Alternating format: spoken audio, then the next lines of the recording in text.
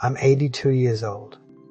And there's a silence in my life now that didn't exist for most of it.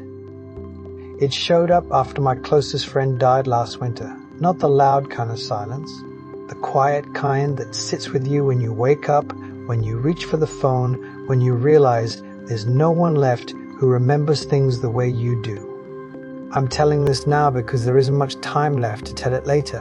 Not for sympathy, not for forgiveness, just because it's the truth, and I carried it too long. His name was Arthur. Everyone called him Art. We met when we were 27, two young men pretending we understood the world better than we did.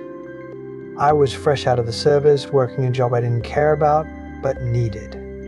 He had just moved into the apartment across the hall with a suitcase, a radio, and a laugh that came too easily for someone who hadn't yet been disappointed enough. We became friends the way people used to. Not through shared beliefs or big conversations, just proximity, borrowed sugar, cigarettes on the fire escape, complaining about the heat. Before long, we were inseparable.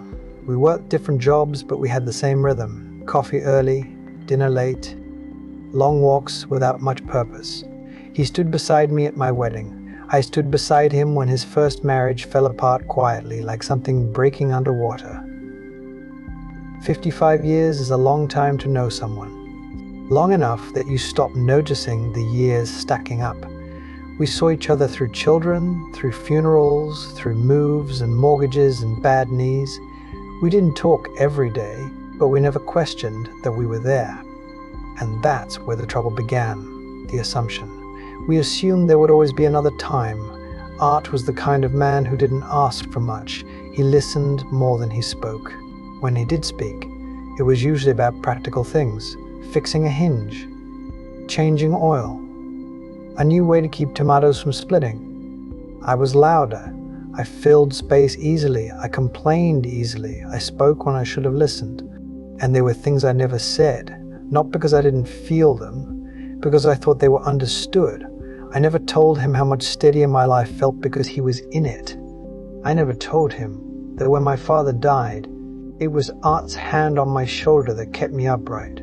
I never told him that when my marriage went through its colder years, he was the only one I trusted not to take sides. Men of our generation didn't talk like that. We joked, we teased, we shared drinks and watched games and pretended that was enough, and maybe for a long time it was. Life keeps you busy when you're younger. You tell yourself you'll get to the deeper conversations later. When work slows down, when the kids are grown, when there's more room, later becomes a habit. There were signs looking back.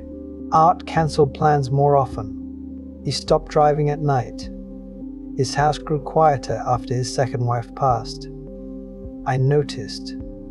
I just didn't stop long enough to respond. I told myself he liked his independence. I told myself he knew I cared. There was a Thanksgiving he spent alone because I assumed he'd be with his sister. A birthday I missed because I was tired and thought we'd celebrate the next week. Small choices, harmless ones. That's how distance grows. Not from arguments, from delays. When I retired, I thought things would change. More time, fewer excuses. But by then the habit was set. We saw each other, but less. Talked, but shallowly. The deeper words stayed where they always had, inside. The call came on a Tuesday morning. His niece. Calm voice, careful words. He'd had a stroke. Massive. No pain, she said. That was meant to help. I sat at the kitchen table for a long time before I stood up. Long enough to notice the dust on the windowsill, the clock ticking too loudly. At the hospital, he didn't look like himself. Smaller, quieter, as if the room had already begun forgetting him. I sat beside him and talked. About nothing important. About the weather. About a repair I still hadn't finished at home. I was afraid to say the other things. Afraid they would be too late. Afraid they would make the moment real. He never woke up. The funeral was simple. Too many people said, he knew how you felt. They meant well, but they were wrong. Knowing is not the same as hearing. Assuming is not the same as saying. After the funeral, his house was emptied quickly. Memories boxed by strangers. I found a note in a drawer, my name on it, written carefully, as if he didn't want to rush it. It wasn't long, just a thank you. For the years, for the walks, for staying. I sat in my car and cried harder than I had in decades. Not because he was gone, because I realized how much I had left unsaid while he was here. Grief changes shape as you age. It doesn't crash into you. It settles. It shows up when you hear a story no one else remembers. When you reach for a phone that no longer rings. There are things you can't fix once someone is gone. You can't add meaning after the fact. I replay conversations now, not to rewrite them, just to sit with them. I don't blame my younger self. He did what he thought was right. He followed the rules he was given.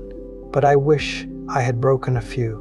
I wish I had said, "You matter to me," out loud, without waiting for the right moment. I wish I had shown up more when it was inconvenient, when it cost me something. I wish I hadn't treated time like it was guaranteed. Old age strips away the illusion of endlessness. You see how few conversations remain, and you understand, finally, that silence is not neutral. It takes something with it when it leaves. If you're listening to this and someone came to mind, I won't tell you what to do. I only know what I wish I had done. Say the thing that feels obvious. Obvious things disappear first. You don't need speeches, just honesty, while there's still someone there to receive it. As for me, I live quietly now. I tend my small routines. I remember. I talk to art sometimes, out loud, when the house feels too empty. Not because I think he hears me, because it reminds me that he was real, that we were real. If this meant something to you, you don't have to respond. Just sit with it a while. That's what I do.